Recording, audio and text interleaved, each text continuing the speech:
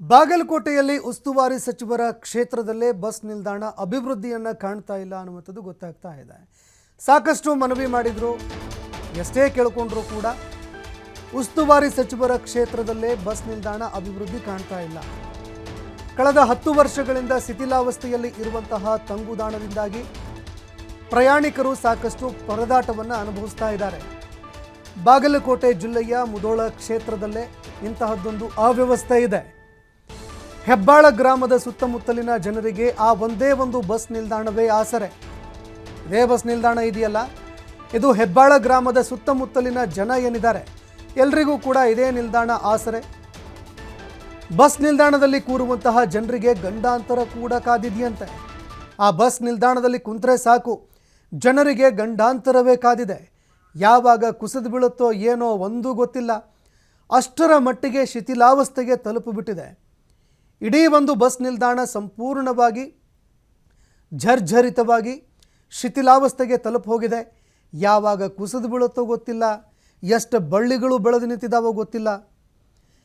ಏನು ರಾತ್ರಿ ಆದರೆ ಸಾಕು, ಇದು ಸಾಕು ಪ್ರಾಣಿಗಳ ಒಂದು ತಂಗುದಾಣವಾಗಿ ಮಾರ್ಪಾಡಾಗ್ತಾ ಇದೆ. ಆದರೂ ಕೂಡ ದೃಶ್ಯಾವಳಿಯಲ್ಲಿ ನೀವು ನೋಡ್ತಾ ಇದ್ದೀರಿ, ಇಷ್ಟೊಂದು ಜರ್ಜರಿತವಾಗಿ ಯಾವಾಗ ಕುಸಿದು ಬೀಳುತ್ತೋ ಏನೋ ಗೊತ್ತಿಲ್ಲ.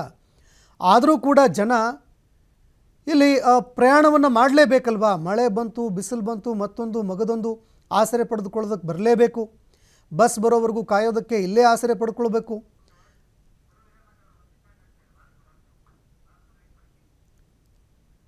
ಇದೇ ವಿಚಾರಕ್ಕೆ ಸಂಬಂಧಪಟ್ಟಂತೆ ನಮ್ಮ ಪ್ರತಿನಿಧಿ ಗುರು ಹಿರೇಮಠ್ ಒಂದು ವಾಕ್ ಥ್ರೂ ನಡೆಸಿದ್ದಾರೆ, ನೋಡಿ.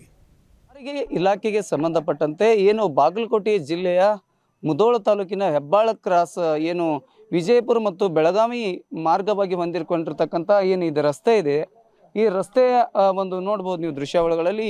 ಇಲ್ಲಿ ದಟ್ಟಣೆವಾದ ಪ್ರದೇಶ ಇರೋದರಿಂದಾಗಿ ಈ ಭಾಗದಲ್ಲಿ JK ಸಿಮೆಂಟ್ ಕಾರ್ಖಾನೆಗೆ ಮತ್ತು ಇಲ್ಲಿ ನವೋದಯ ಸ್ಕೂಲ್ ಇರೋದ್ರಿಂದ ಇಲ್ಲಿ ಶಾಲಾ ಮಕ್ಕಳು ಕೂಡ ತಂಗಲಿಕ್ಕೆ ಒಂದು ಬಸ್ಸು ನಿಲ್ದಾಣವನ್ನು ಕಳೆದ 10 ವರ್ಷಗಳಿಂದ ಶೀತಲಾ ವ್ಯವಸ್ಥೆ ಕಂಡಿರ್ತಕ್ಕಂಥ ಬಸ್ ನಿಲ್ದಾಣವನ್ನು ನಾನು ನಿಮಗೆ ದೃಶ್ಯಾವಳಿಗಳಲ್ಲಿ ತೋರಿಸ್ತಾ ಇದ್ದೇನೆ.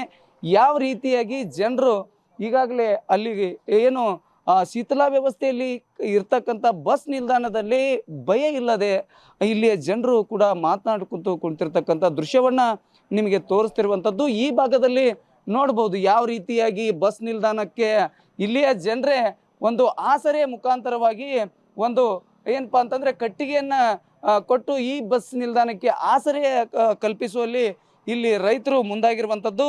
ಇಲ್ಲಿ ಮುಖ್ಯವಾಗಿ ಸಾಕಷ್ಟು ಜನರು ಈ ಏನು ಶೀತಲಾ ವ್ಯವಸ್ಥೆಯಲ್ಲಿರ್ತಕ್ಕಂಥ ಏನು ಬಿರುಕು ಗೋಡೆಯ ಮಧ್ಯದಲ್ಲೇ ಜನರು ಮಾತನಾಡ್ಕೊಂಡು ಕೂತಿರುವಂಥದ್ದು ದೃಶ್ಯದಲ್ಲಿ ತೋರಿಸ್ತಾ ಇದ್ದೇನೆ.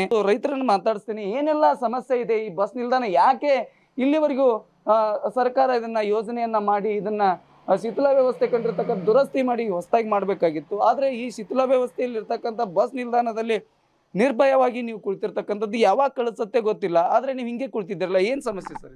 ಸಂಸದರ ನಿಧಿಯೊಳಗೆ RS ಪಾಟೀಲ್ ಇದ್ದಾಗ 1 ಲಕ್ಷ ರೂಪಾಯಿ ಅನುದಾನ ನೀಡಿ ಇದನ್ನು ಬಸ್ ನಿಲ್ದಾಣ ಮಾಡಿದ್ರಿ ಸರ್. ಇದು ಸುಮಾರು ಒಂದು 30 ವರ್ಷ ಆಯ್ತು. ಈಗ ಇದೊಂದು 10 ವರ್ಷ ಆಯ್ತು ಈಗ ಶೀತಲಾ ವ್ಯವಸ್ಥೆಗೆ ಬಂದ. 10 ವರ್ಷದೊಳಗೆ ನಾವು ಎಲ್ಲ ಸರ್ಕಾರದ ಪ್ರತಿನಿಧಿಗಳಿಗೆ, ಜನಪ್ರತಿನಿಧಿಗಳಿಗೆ ವಿನಂತಿಸಿಕೊಂಡಿವಿ. ಇಲ್ಲೆಲ್ಲ ಶಾಲಾ ಮಕ್ಕಳು ಮತ್ತು ಈಗೆಲ್ಲ JK ಫ್ಯಾಕ್ಟ್ರಿಗೆ ಹೋಗೋರು ಜನಸಂದಣಿಯ ನಿಲ್ದಾಣ ಐತಿ. ಇಲ್ಲಿ ಮಳೆ ಅದು ಏನಾರ ಬಂದ್ರೆ ಭಾಳ ತೊಂದರೆ ಐತಿ. ಅದಕ್ಕೆ ಇದನ್ನೊಂದು ಏನಾರ ಮಾಡಿ ಒಂದು ವ್ಯವಸ್ಥೆ ಮಾಡಿರಿ ಅಂತೇಳಿ ಅವ್ರ ಜನಪ್ರತಿನಿಧಿಗೆ ನಾವು ರಿಕ್ವೆಸ್ಟ್ ಮಾಡ್ಕೊಂಡ್ರು ಇದು ಇನ್ನೂ ತನಕ ಆಗಿಲ್ಲ. ಆದರೂ ಇದ್ರೊಳಗೆ ಜನ ಹಿಂಗೆ ರೈತರು ಮತ್ತು ಯಾರ ಆದಿಗೆ ಹೋಗೋರು ಅದು ಮತ್ತು ಬಸ್ ಅದು ತರ್ಮು ಮಠ ಬೇರೆ ವ್ಯಾಪಾರ ಆಗೋ ತಕ್ಕ ಅಂಗಡಿಯವರು ಅಂಗಡಿ ಮುಂದೆ ನಿಂದಿರ್ಸ್ಕೋತಾರೆ. ವ್ಯಾಪಾರ ಮುಗೀತಿ ಅಂದ್ರೆ ನೀವು ಸೈಡ್ ಹೋಗ್ರಿ ಅಂತಾರೆ. ಅದಕ್ಕೆ ಯಾವಾಗ ಇದು ಬೀಳ್ತೈತೆ ಅನ್ನೋದು ಭಯದೊಳಗನ ಮ್ಯಾಗ ನೋಡ್ತೀವಿ, ಆದರೂ ತೆಳಗೆ ನಿಂದಿರ್ತೀವಿ. ಈಗ ಸುಮಾರು ಮಳೆ ಅದು ಬಂದಾಗಂತೂ ಇಲ್ಲಿ ನಿಂದ್ರವಷ್ಟು ಜನಗಳು ಅಂತೂ ನೋಡಂಗಿಲ್ಲ, ಆ ರೀತಿ ಇರ್ತೈತ್ರಿ.